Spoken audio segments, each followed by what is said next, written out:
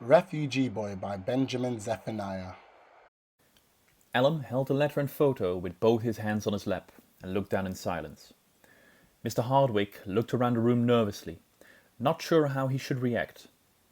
Then, for a long moment, they looked at each other before Mr. Hardwick spoke. "I have to say, lad, this has never happened here before, and I'm not sure what to do. As far as I'm concerned, you can stay here for 2 more nights. Your father has paid for your room and all your meals, but you can't stay here forever." He looked down at the letter in Allen's hand, and then at Allen himself, and spoke as if pleading. "Your father says you have no family here. Is this true? Don't you know anyone at all in England? Don't you have any friends here?" Allen didn't speak. He just shook his head to every question. "Okay, well, the first thing we can do is get you some breakfast," Mr. Hardwick said with a sigh of resignation. Allen's breakfast was brought to his room that morning, but his other meals were taken into the dining room with the other hotel guests. He always sat alone by the window, looking out at the little pond and watching the birds that would come to feed off the bird table.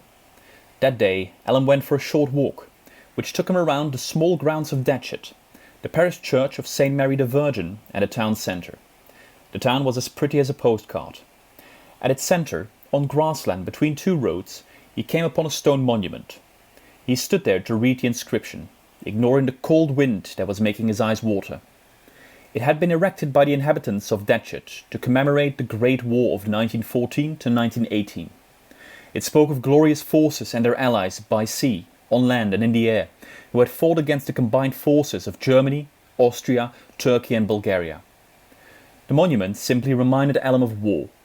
Nobody is glorious in war, he thought as he walked away to admire other, more positive items from the past in an antique shop across the road. Back at the hotel, Allen sat for a while in the garden, and then went to his room to watch television and read the guidebook. The staff and guests at the hotel seemed friendly enough, and he was keen to know why Mr. Hardwick called him a lad, but he didn't have the nerve to ask. He would exchange a few words with people at mealtimes, but apart from that, he spoke very little, which made the day seem very long.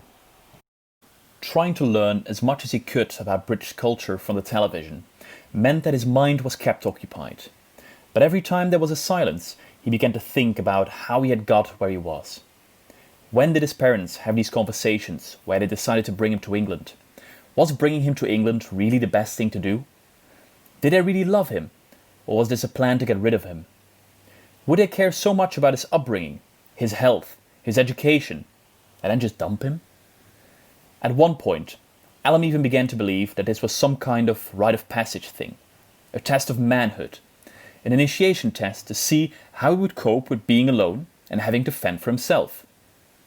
As he walked down the different hallways in the hotel, he began to try and peep into the other rooms to see if his father was hiding in one of them.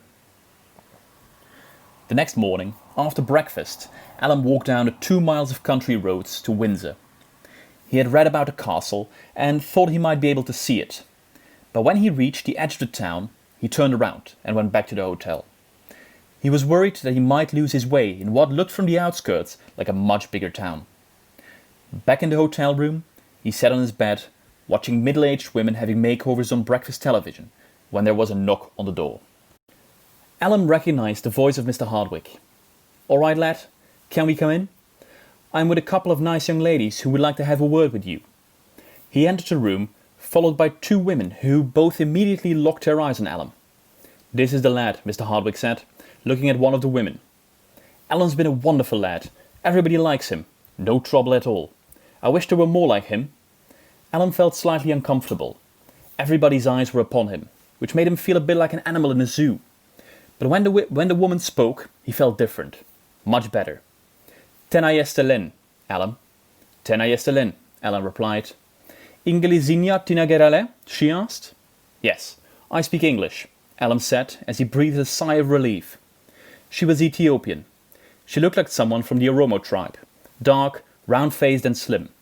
But what did she want, Allen wondered. Was she a good guy or a bad guy? "My name is Miriam, and this is Pamela. We come from an organisation called the Refugee Council. We heard that you were here, and we have come to help you. Pamela was the taller of the two, white-skinned, with cheeks highlighted with red blusher and short jet-black hair. Alan knew very little about the tribes of England, but he was curious about the tribe that Pamela belonged to. He had never seen a European with a silver stud in her chin and 6 earrings hanging from each ear before. Still, she spoke plain English. First of all, we need to know you're okay. And then? Well, then we have to try and do whatever you need. We are here for you. I think I'll go now, Mr. Hardwick said, turning and heading for the door. You three take your time now. I'm downstairs if you need me. The moment Mr. Hardwick left the room, the atmosphere changed. Mariam and Pamela sat on the 2 available chairs, and Alan turned the television off with the remote control, which was still in his hand. Mariam's eyes wandered around the room and took in the photo of Alan with his parents, which was propped against the bedside lamp next to his bed. So, what is it like here then? Alan leaned back and rested on his elbows, now feeling more at ease. It's okay. The people are nice, but the food is very strange. What do you find strange about the food? Pamela asked. Well, it's not too bad, but it's very dry. I don't understand why they made the food so dry. And then they gave me something called gravy to make the food more wet. Mariam and Pamela laughed out loud. Alan smiled with them. Pamela hadn't stopped laughing when she began speaking. You see, this is meat and 2 veg territory. Alan repeated puzzled. Meat and 2 veg? Yeah, she continued. Meat and 2 veg. 1 piece of meat, that is the center of the meal, the center of the universe. And a couple of vegetables thrown in for good luck. Oh yes, and a bit of gravy to help it go down. Does everyone around here eat meat and 2 veg? Alan asked, doubting the truth of what Pamela was saying. Yes.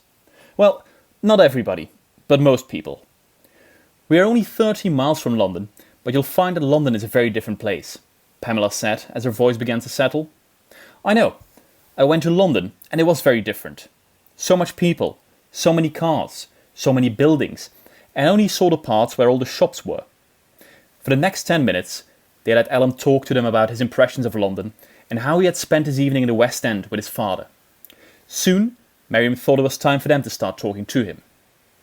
As I said before, Alan, we are from the Refugee Council.